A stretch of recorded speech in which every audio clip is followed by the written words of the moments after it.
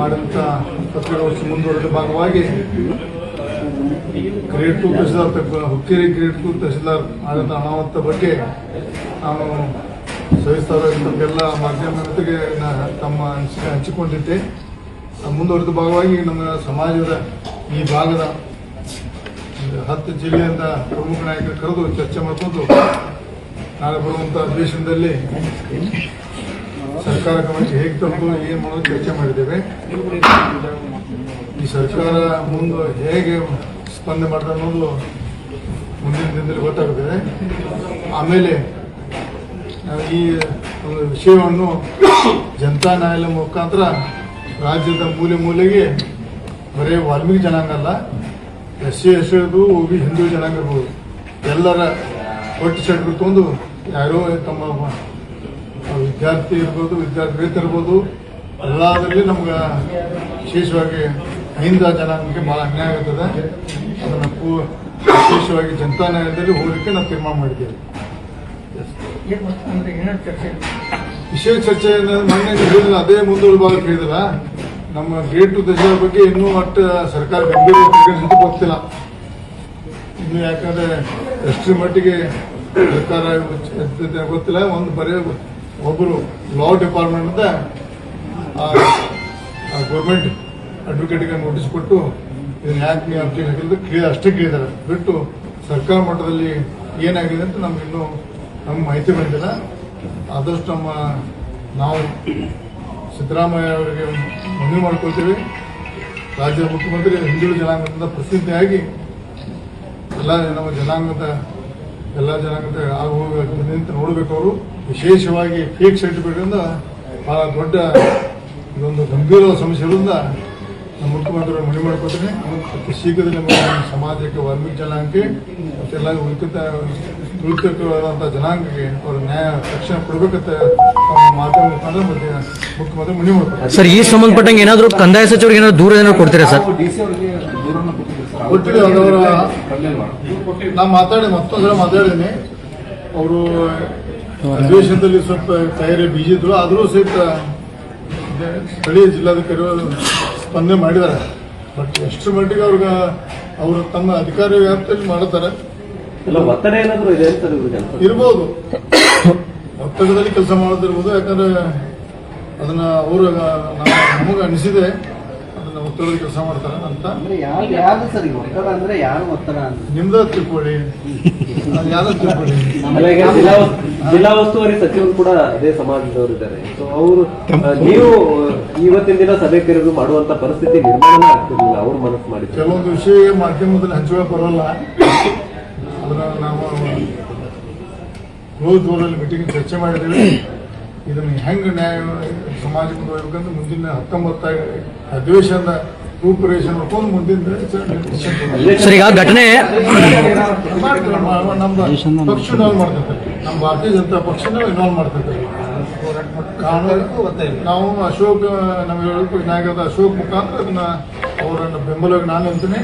ಅಶೋಕ್ ಮುಖಾಂತರ ನಾವು ಸಮಾಜದ ಎಲ್ಲರೂ ಪಕ್ಷಾತೀತರಲ್ಲಿ ಫಾಲೋ ಆಗಬೇಕಂತ ಮನವಿ ಮಾಡ್ಬೇಕು. ತಮ್ಮ ಮುಖಾಂತರ ಈಗ ಒಬ್ಬ ಗ್ರೇಡ್ 2 ತಹಸೀಲ್ದಾರ್ ದೊಡ್ಡ ಅನಾಹುತ ಮಾಡಿದ್ರೆ ಧೈರ್ಯವಂತ ನಾವು ಹಿಂದಿನ ಷಡ್ಯಂತ್ರ ಏನಿದೆ ಅಂತ ಹೊರಗೆ ಬರಬೇಕಂತ ಈ ಸಂದರ್ಭದಲ್ಲಿ ನನಗೆ ಗೊತ್ತಿಲ್ಲ. ವಿರೋಧ ಪಕ್ಷ ನಾಯಕರು ಅಷ್ಟೇ ಇರ್ತಾರೆ. ಸದನದ ಒಳಗೂ ಹೊರಗೂ ಕೂಡ ಪ್ರತಿಭಟನೆ ಮಾಡ್ತಾರೆ. ಒಳಗೆ ನಾಳೆ ಸೋಮವಾರದ ಒಳಗೆ 19 ಹೊರಗೆ. ಸರ್, ಘಟನೆ ಆಗಿದ್ದು ಹುಕ್ಕೇರಿಯಲ್ಲಿ ಆಗಿದ್ರು ಕೂಡ ಈಗ ಎರಡೂ ಪಕ್ಷದಲ್ಲಿ ನಿಮ್ಮ ನಾಯಕರಿದ್ದಾರೆ, ಎಲ್ಲ ಎರಡೂ ಪಕ್ಷದಲ್ಲಿ ಶಾಸಕರಿದ್ದಾರೆ. ಸೊ ಕಾಂಗ್ರೆಸ್ ಪಕ್ಷದಲ್ಲಿರುವಂತಹ ಶಾಸಕರಿಗೆ ಏನ್ ಮನವಿ ಮಾಡ್ಕೊಳ್ತೀರಿ?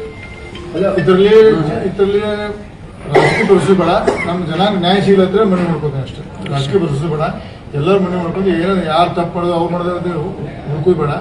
ಎಲ್ಲರೂ ಕೂಡ ಸಮಾಜಕ್ಕೆ ಒಳ್ಳೇದಾಗಲಿ ಪ್ರಯತ್ನ ಮಾಡೋಣ. ಅವತ್ತಿನ ದಿನ ಬರೀ ಸಮಾಜಕ್ಕೆ ಅಷ್ಟೇ ಎಲ್ಲ ಸಾಕಷ್ಟು ಜನರಿಗೂ ನೋವಾಗಿತ್ತು ಸರ್.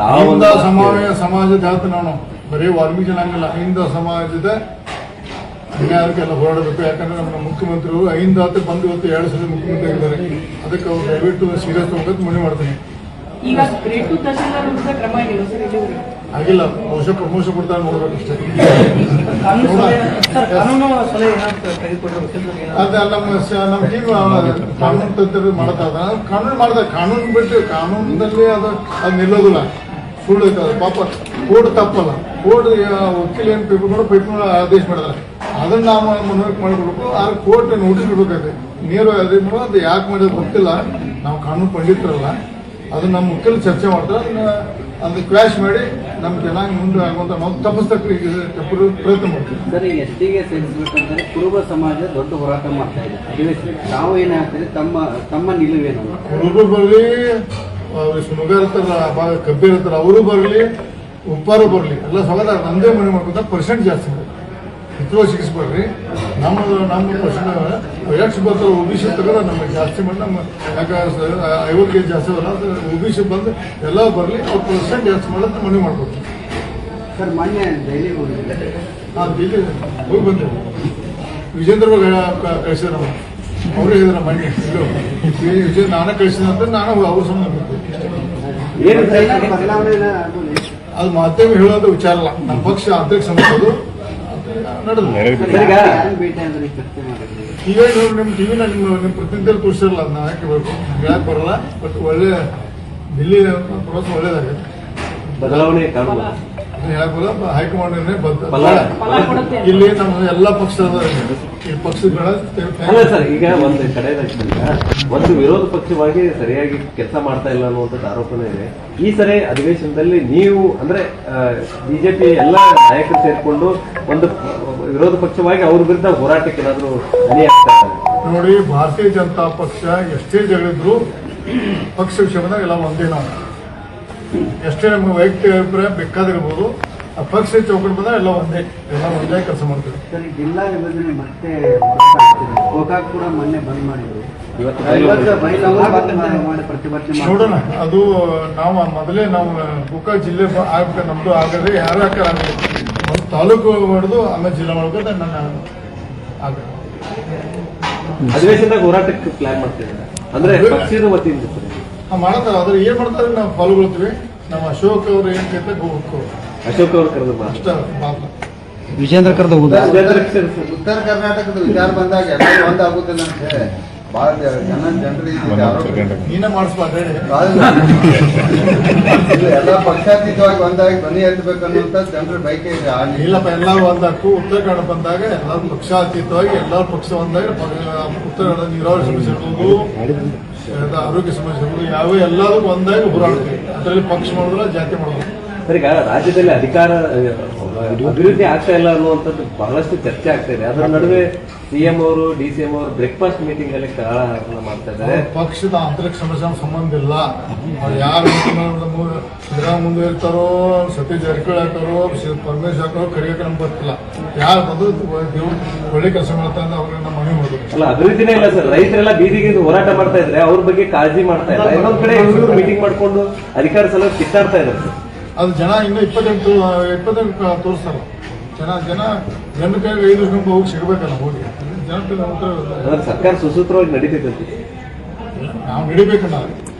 5 ವರ್ಷ ಮ್ಯಾಂಡೇಟ್ ಕೊಟ್ಟಾರೆ, 5 ವರ್ಷ ಒಳ್ಳೆ ಕೆಲಸ ಮಾಡಬೇಕು.